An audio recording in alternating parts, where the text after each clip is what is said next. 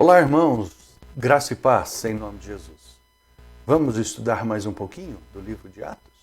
Estamos no capítulo 13 e nós vamos aqui do versículo de número 4 ao versículo de número 12. Vamos fazer a leitura. Enviados, pois, pelo Espírito Santo, desceram a Seleucia e dali navegaram para Chipre. Chegados a Salamina, anunciavam a palavra de Deus nas sinagogas judaicas. Tinham também João como auxiliar. Havendo atravessado toda a ilha até Pafos, encontraram um certo judeu mágico, falso profeta, de nome Bar-Jesus, o qual estava com o procônsul Sérgio Paulo, que era homem inteligente. Este, tendo chamado Barnabé e Saulo, esforçava-se para ouvir a palavra de Deus, mas opunha-se-lhes Elimas, o mágico, porque assim se interpreta o seu nome, procurando afastar da fé o procônsul. Todavia Saulo, também chamado Paulo, cheio do Espírito Santo, fixando nele os olhos, disse: ó filho do diabo, cheio de todo o engano e de toda malícia, inimigo de toda justiça, não cessarás de perverter os retos caminhos do Senhor? Pois agora, eis aí está sobre ti a mão do Senhor, e ficarás cego, não vendo o sol por algum tempo. No mesmo instante, caiu sobre ele névoa e escuridade, e andando à roda, procurava quem o guiasse pela mão. Então, o procônsul, vendo o que sucedera, creu, maravilhado na doutrina do Senhor. Bom, muito bem. Nós estamos aqui então começando a estudar as viagens missionárias do apóstolo Paulo.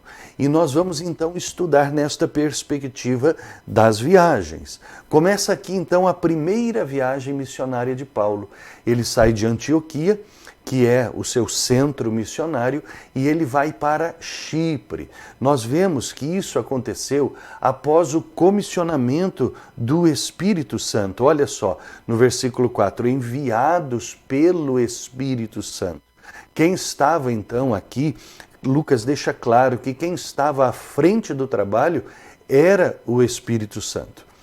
Juntamente com Paulo, está indo Barnabé e João, mas aqui não confunda nem com João Batista, nem com João, o evangelista, irmão de Tiago, não. Era João Marcos, nós já vimos isto, né? João Marcos estava indo como auxiliar, aquele que é o evangelista Marcos, que escreveu o evangelho com que leva o seu nome. Eles então saem em viagem e a partir da Seleucia eles começam a sua viagem. Ué, mas não falou que era Antioquia? Sim, Seleucia é o porto marítimo de Antioquia, se chama Seleucia. E eles começam a navegar e chegam até Chipre. Chipre é a cidade natal de Barnabé, né? Nós já vimos isso lá no comecinho de Atos. Eles vão desembarcar em Salamina. Salamina é a cidade marítima, né? Que tem uma grande população judaica ali em Chipre. E Paulo, por enquanto Saulo ainda, né? Barnabé e João Marcos, começam a pregar, anunciar a palavra do Senhor aos judeus na sinagoga da região. Porque nós vemos isso, que eles vão aqui então nas sinagogas judaicas. Portanto, se eles vão nas sinagogas, eles estão pregando, anunciando a palavra aos judeus. Bom, dali eles vão em direção à ilha de Pafos, pregando o evangelho nos povoados adjacentes ali.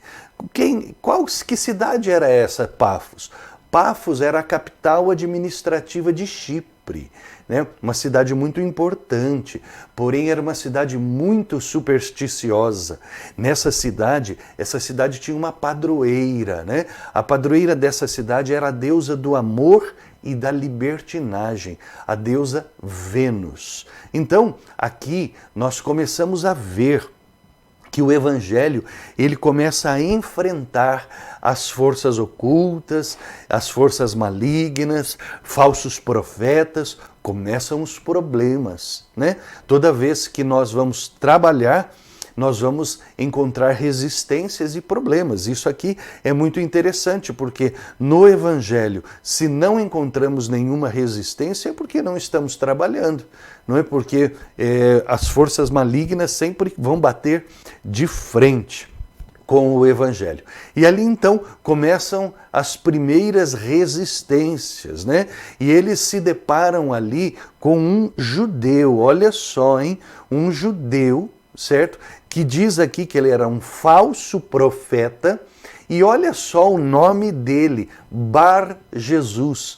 Bar, nós já sabemos que é filho de Jesus. Olha só, né? Ele se arrolava o ser filho de Jesus, né? Mas era um falso profeta, e todos o chamavam de Elimas. Elimas significa o encantador ou o mágico. Bom, ali nós vemos então que esse Elimas, esse Bar Jesus, ele tinha um amigo muito influente, nada mais, nada menos do que Sérgio Paulo, que era o procônsul ou o governador daquela província. E diz que Sérgio Paulo era um homem inteligente, né? Mas você vê como as forças malignas, elas conseguem enredar as pessoas, né? Enredavam aqui Sérgio Paulo, que era um homem inteligente. Não, isso mostra que não se vence o oculto com inteligência, né? Aqui acontece que Paulo diz que ele cheio do Espírito Santo, porque Elimas ele se opunha, né, ao grupo de missionários, para que o governador não conhecesse a fé cristã. Mas Sérgio Paulo aqui ele se esforçava em ouvir, ele queria conhecer da fé, né? Só que aqui diz no versículo 9, há aqui uma coisa muito interessante, porque diz agora, todavia Saulo, também chamado Paulo, daqui para frente muda o nome de Saulo para Paulo, e agora só se chama então Paulo. Diz aqui que ele cheio do Espírito Santo, então ele desmascara e vence ali Elimas o mágico no poder do Espírito Santo. Então não é inteligência, não é nada que pode vencer o oculto a não ser o poder do Espírito Santo. Então nós estamos vendo aqui, irmãos, que a obra, isso fica muito claro, o Lucas, né, que escreveu Atos, ele vai deixar muito claro que esta obra, a obra da igreja, de expansão da igreja, ela tem que ir no poder e na direção do Espírito Santo. Porque é só o Espírito Santo que vai trazer a vitória, entendeu? Só o Espírito Santo que traz a vitória. E aqui existe um resultado muito maravilhoso, porque mostra que resulta na conversão de Sérgio Paulo, o governador daquela província. Então fica aqui mais do que registrado, né? Algumas coisas interessantes, né? Que é só no Espírito Santo que a obra avança, só no poder do Espírito Santo que se vence as obras malignas, e que o Evangelho ele não pode se confundir com o sincretismo do povo, né? E que a cruz sempre ela vai ser triunfante. A graça sempre vai triunfar sobre as trevas. Eu falei aqui sincretismo grego. Sincretismo significa uma mistura de religiosidades. Nós vemos isso até hoje. Tem algumas igrejas, sem citar nomes aqui, que elas são muito sincréticas. Você pode ver igrejas, algumas denominações muito famosas aqui no Brasil e que no mundo inteiro, em que você consegue ver lá dentro, você consegue ver nuances da macumbaria, nuances do candomblé, nuances do evangelho, do cristianismo, tudo misturado no mesmo caldeirão. Isso se chama sincretismo religioso. E a gente tem que ver aqui então que o evangelho do Senhor não pode se misturar, tá? Ele não se mistura, é como água e óleo, luz e trevas. Não se mistura com outras religiosidades, né? Ele tem que ser 100% puro. Muito bem, nós vimos aqui então, depois nós vamos continuar estudando, mas nós estamos vendo aqui então que é no poder do Espírito Santo que a coisa vai para frente. Amém, meu irmão? Deus te abençoe. Amanhã nós voltamos.